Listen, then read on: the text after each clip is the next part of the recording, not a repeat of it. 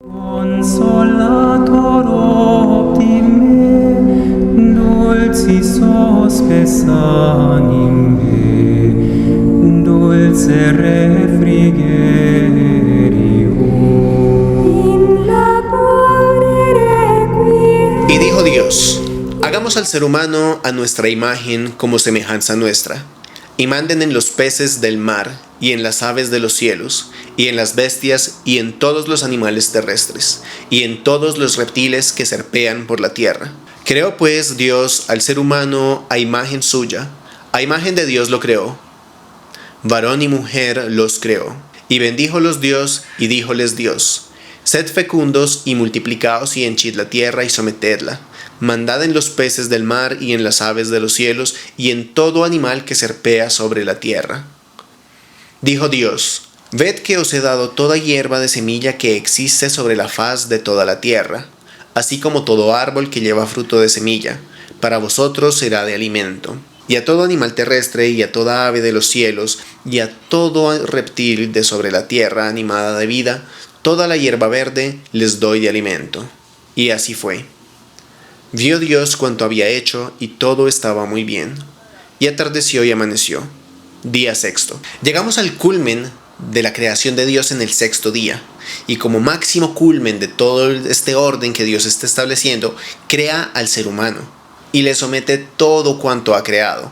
Les da como alimento toda la vegetación, la cual también da de alimento a todos los demás animales, pero además al ser humano le da dominio de estos otros animales. De la creación del ser humano se nos dice algo particular que no se nos había dicho de ningún otro ser antes creado. Se nos dice que fue hecho a imagen y semejanza de Dios.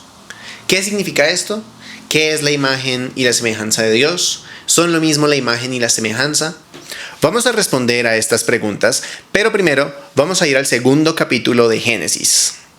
Estos fueron los orígenes de los cielos y la tierra cuando fueron creados. El día en que hizo Yahvé Dios la tierra y los cielos, no había aún en la tierra arbusto alguno del campo, y ninguna hierba del campo había germinado todavía, pues Yahvé Dios no había hecho llover sobre la tierra, ni había hombre que labrara el suelo.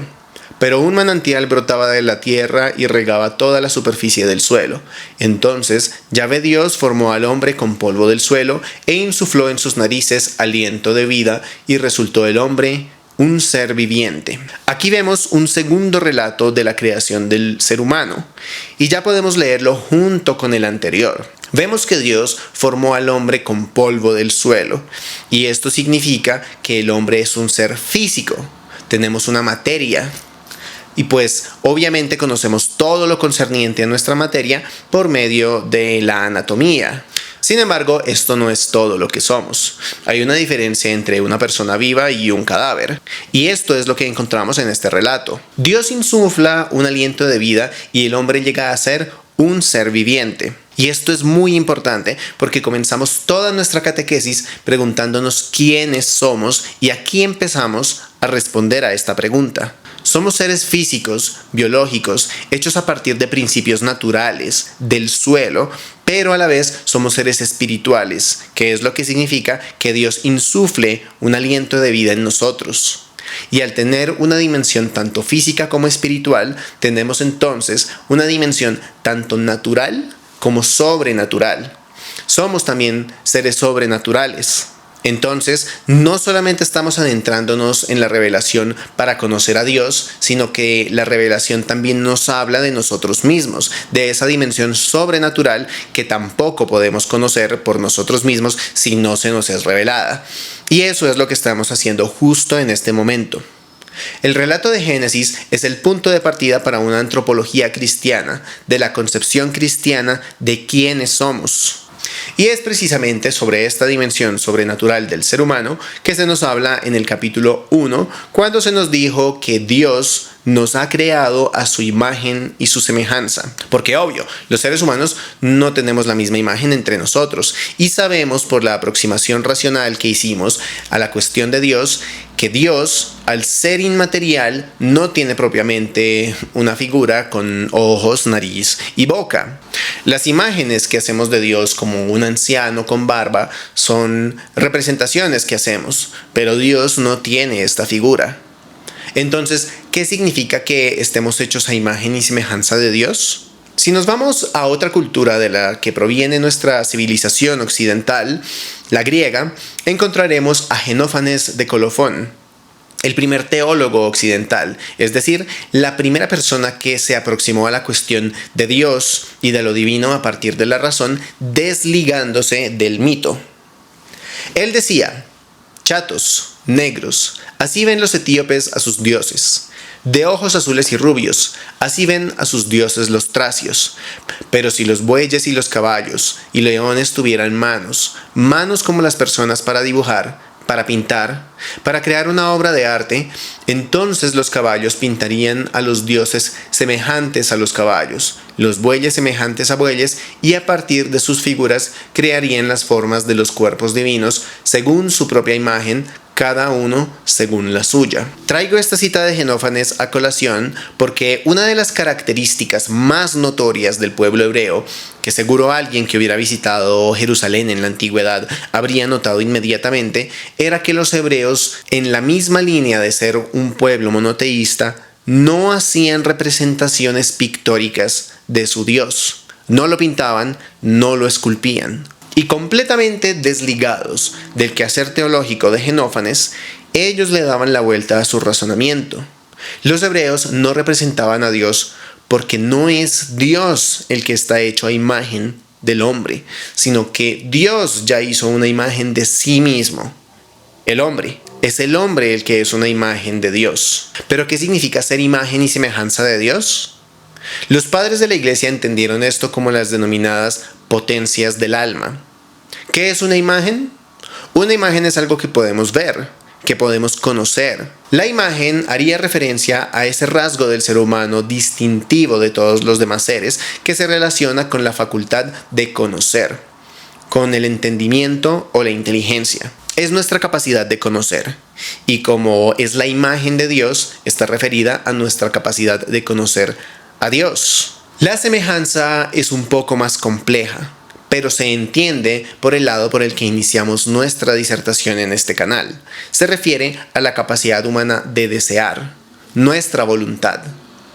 Y como estamos hablando de la semejanza de Dios, pues es nuestra capacidad de desear a Dios. Entonces, recapitulemos la antropología que nos ha enseñado Génesis hasta este momento. Somos seres tanto naturales como espirituales. Por un lado, somos un cuerpo físico cuyo estudio le corresponde a la anatomía, que estudia las partes del cuerpo y sus funciones, y por el otro lado, somos seres espirituales, que tenemos un alma sobrenatural. El alma sobrenatural no tiene partes como el cuerpo, porque es inmaterial, sino que lo que tiene son potencias. Una potencia es el para qué de algo. Y dentro de las potencias del alma destacan dos que se corresponden con la inteligencia y la voluntad del ser humano: la imagen y la semejanza de Dios. La imagen de Dios, es decir, la inteligencia, es la potencia con la que el ser humano conoce la verdad. Y aquí vamos a hacer un spoiler en el que profundizaremos más adelante. Pero la suma verdad es Dios. Entonces, es la potencia por medio de la cual conocemos a Dios. Y la semejanza de Dios, es decir, la voluntad, es la potencia con la que el ser humano desea el bien. De nuevo un spoiler. Dios es el sumo bien. Entonces, la semejanza o voluntad es la potencia por medio de la cual deseamos a Dios. Y esto ya responde a preguntas que nos hemos planteado al puro principio. Como, ¿por qué una persona que puede tener cantidades inimaginables de dinero, de poder o de placer a su alcance, aún así puede no sentirse satisfecho? Pues esto es porque su voluntad, ese deseo, está realmente orientado hacia Dios, y pues Dios es infinito. Entonces, al estar estas potencias humanas orientadas hacia Dios, lo que queremos decir es que todo el ser humano está orientado hacia Dios. Dios nos hizo para Él, y eso es a lo que se refiere su estancia en el paraíso, que es lo que sigue a continuación. Luego plantó Yahvé Dios un jardín en Edén, al oriente, donde colocó al hombre que había formado. Yahvé Dios hizo brotar del suelo toda clase de árboles deleitosos a la vista y buenos para comer, y en medio del jardín el árbol de la vida y el árbol de la ciencia del bien y del mal. Tengan muy presentes en la memoria estos dos árboles, porque luego serán muy importantes. Tomó pues Yahvé Dios al hombre y lo dejó en el jardín de Edén para que lo labrase y cuidase. Y Dios impuso al hombre este mandamiento: de cualquier árbol del jardín puedes comer, mas del árbol de la ciencia del bien y del mal no comerás, porque el día que comieres de él morirás sin remedio.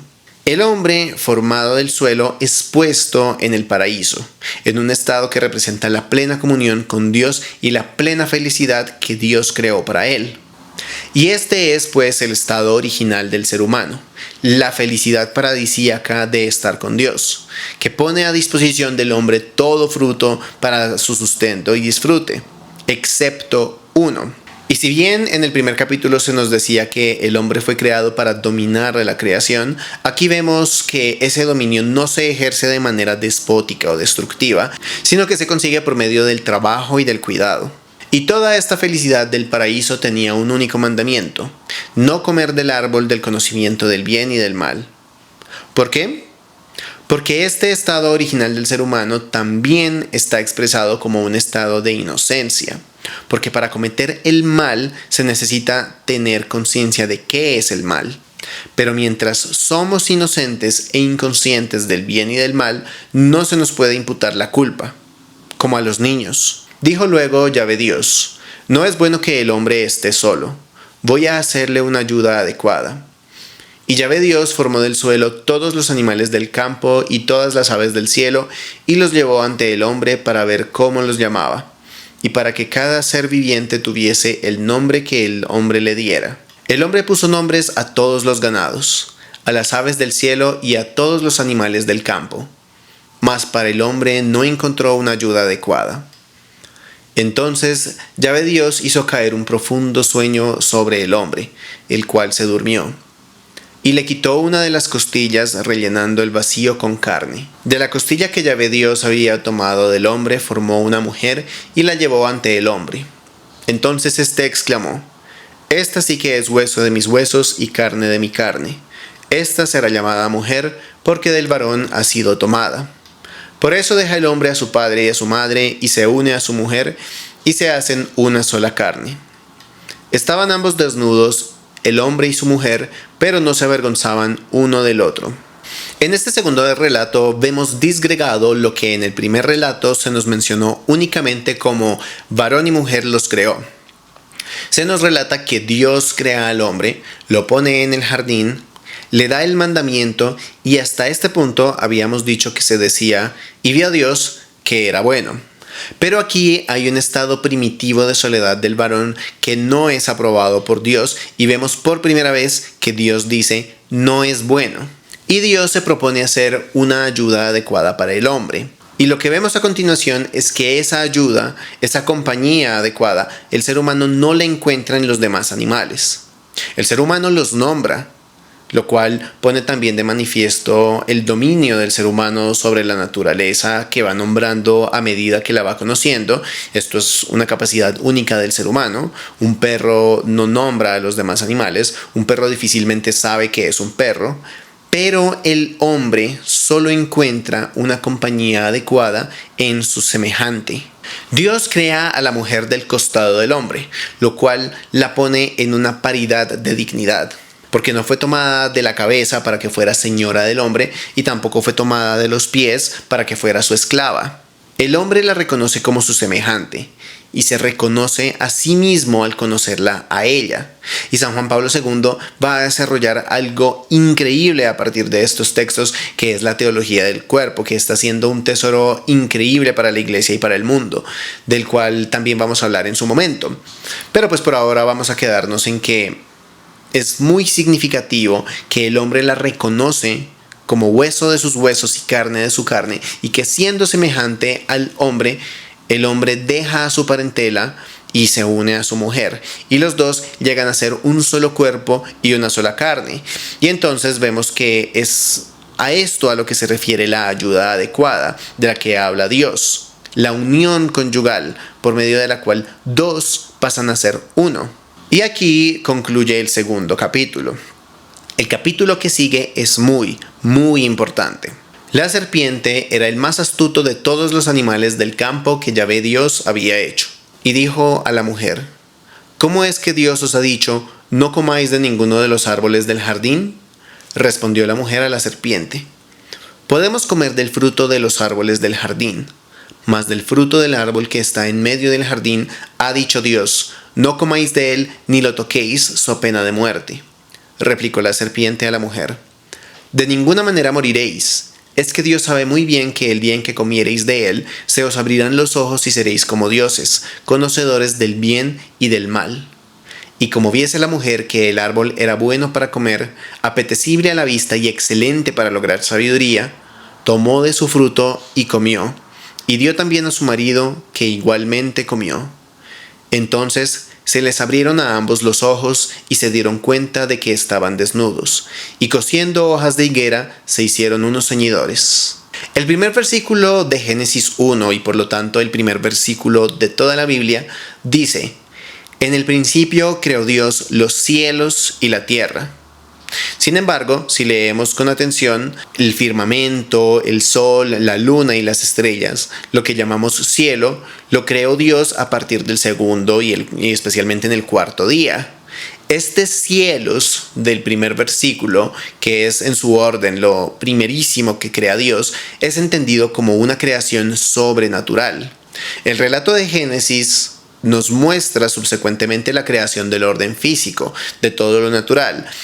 Pero este cielos se referiría a una creación que no tiene masa, volumen, color, figura, seres creados, es decir, esencialmente diferenciados de Dios, pero que no tienen las características propias de los seres materiales, sino que serían puramente espirituales, diferenciados, por ejemplo, de nosotros los humanos, que somos espirituales pero también somos seres físicos. Estos seres son tradicionalmente denominados ángeles, y traigo esto a colación porque en la Biblia, en libros proféticos como Ezequiel, se los describe con apariencia zoomórfica, con forma de animales. En el libro de Apocalipsis se usa la palabra griega zoion, que significa animal y que algunas traducciones vierten como viviente para referirse a ciertos ángeles. Y eso es lo que está pasando aquí. La serpiente se usa como signo porque es un animal al que los seres humanos estamos biológicamente condicionados a temer. Les tenemos un miedo innato. Las serpientes son los dragones de las pesadillas de la humanidad. Y teniendo en cuenta su carácter moral, propiamente de un demonio, que es la forma en la que nos referimos a los ángeles malvados. Pero ni siquiera cualquier demonio, sino el demonio por antonomasia, llamado diablo o Satanás. Y aborda pues a la mujer diciendo: ¿Cómo es que Dios os ha dicho, no comáis de ninguno de los árboles del jardín? Pero Dios no les había dicho esto. Al decir esto, la serpiente está introduciendo una mentira. ¿Y qué es una mentira?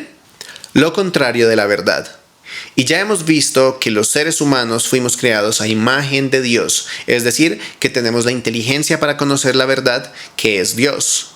El efecto sobrenatural que tiene la introducción de la mentira es que corrompe y nubla la potencia del alma de la inteligencia.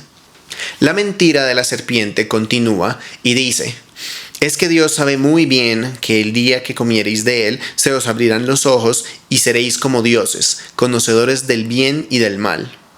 Esa mentira es aún más grave porque miente respecto a Dios y su voluntad respecto a los hombres.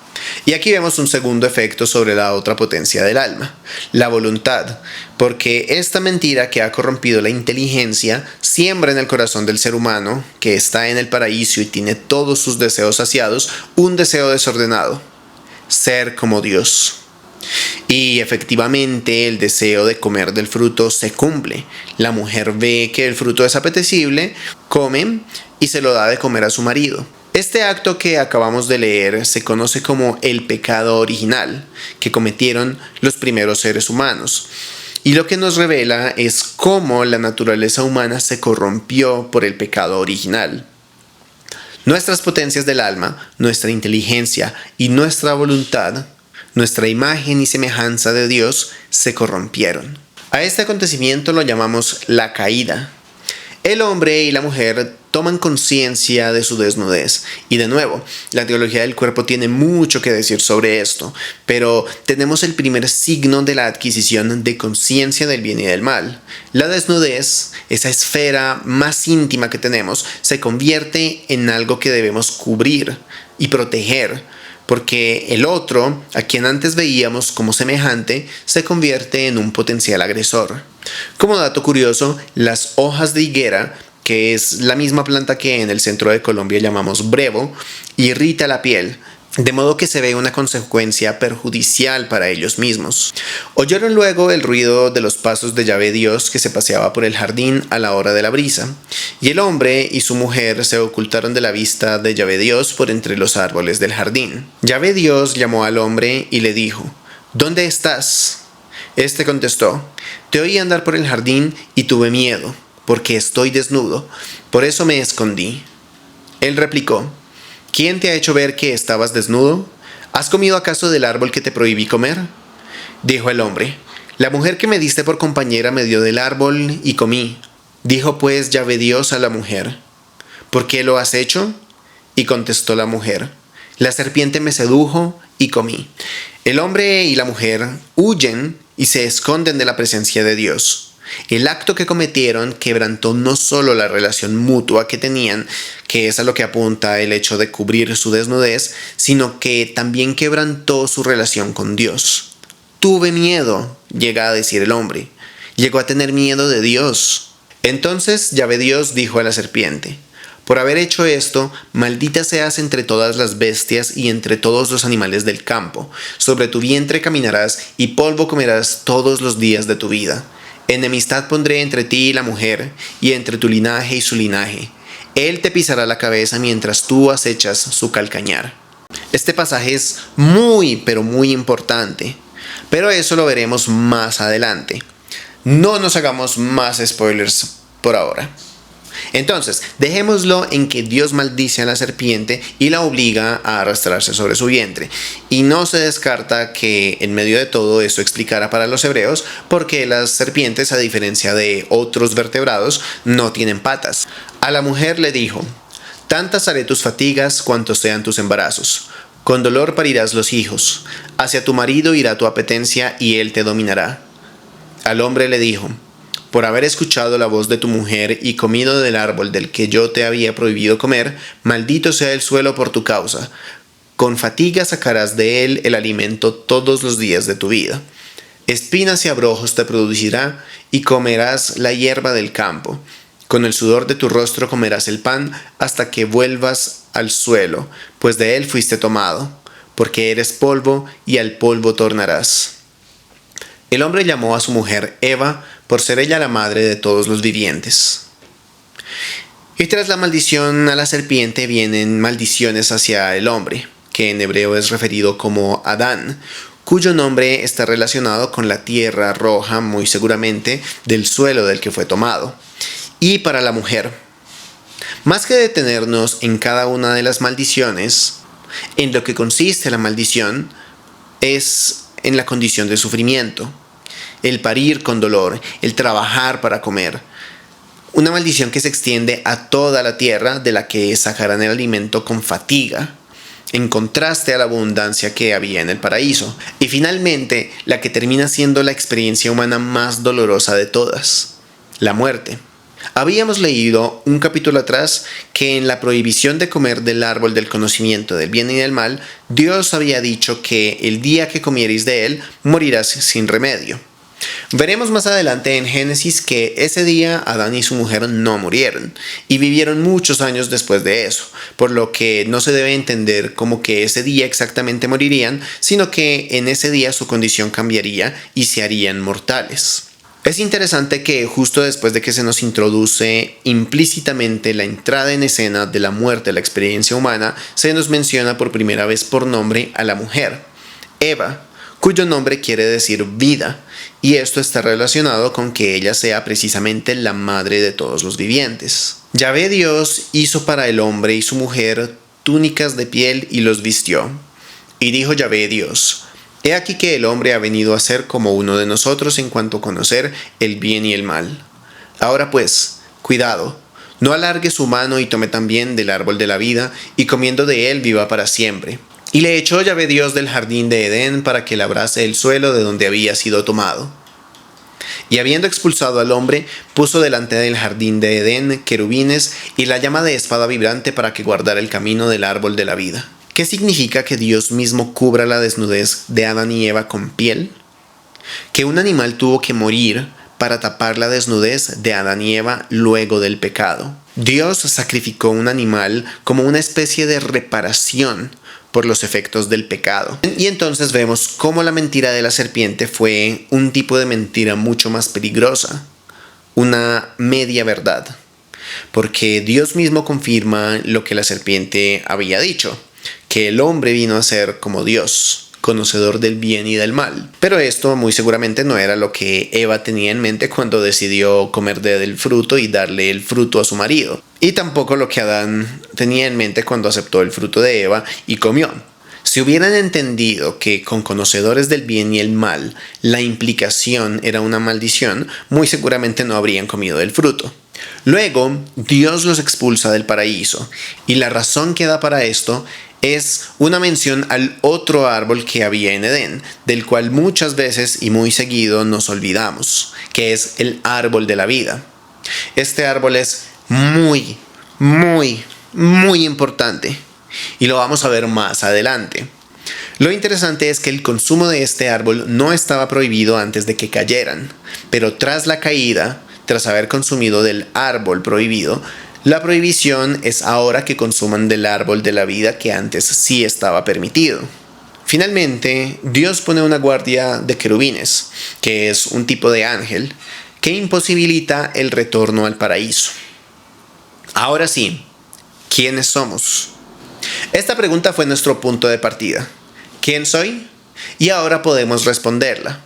Hemos encontrado que la revelación no solo nos habla de Dios, sino que nos habla de nosotros mismos, de quiénes somos como seres humanos. La revelación nos indica que somos seres creados por el único Dios. Dios nos creó como el culmen de toda su creación. Los seres humanos somos seres físicos, naturales, somos un cuerpo. Y esto lo constatamos por medio de la experiencia y por la razón. Pero por la razón y la experiencia también sabemos que hay una diferencia entre un cuerpo vivo y un cadáver.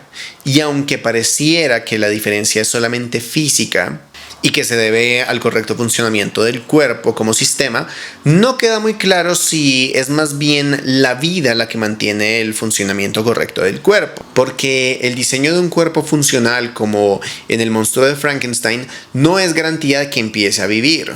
Y la revelación nos enseña precisamente que, además de seres físicos y naturales, también somos seres sobrenaturales y espirituales. La revelación aclara esto diciendo que Dios insufló en nosotros un hálito de vida. También somos seres espirituales y tenemos un alma humana. Dios nos creó a su imagen y semejanza, y esto lo entendemos como las potencias del alma, la inteligencia y la voluntad.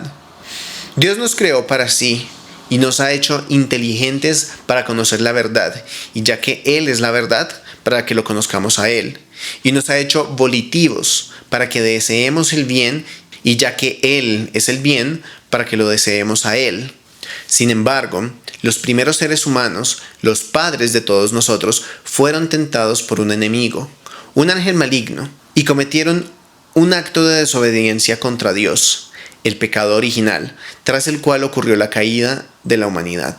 Las potencias de nuestra alma se dañaron, especialmente nuestra voluntad. La voluntad del hombre, que en un principio nos servía para desear el bien y el sumo bien que es Dios, terminó inclinada de manera desordenada hacia males, bienes inferiores, hacia cosas que vulgarmente llamamos malas. A esta inclinación de la voluntad, contraria al bien supremo, la llamamos concupiscencia. Es una experiencia particular de todo ser humano el que otros hayan hecho algo que nos haya lastimado. Nosotros mismos hemos hecho cosas que han lastimado a los demás. Y además, hemos hecho cosas que nos lastiman a nosotros mismos. Y lo peor de todo esto es que lo hemos deseado. No ha hecho falta que nos obligaran. El apóstol San Pablo expresó este fenómeno en las siguientes palabras: no hago el bien que quiero, sino que obro el mal que no quiero. En esto consiste el drama de la humanidad, en que nos han herido, en que hemos herido a otros y nos hemos herido a nosotros mismos. Y ahora sabemos por qué nos pasa esto.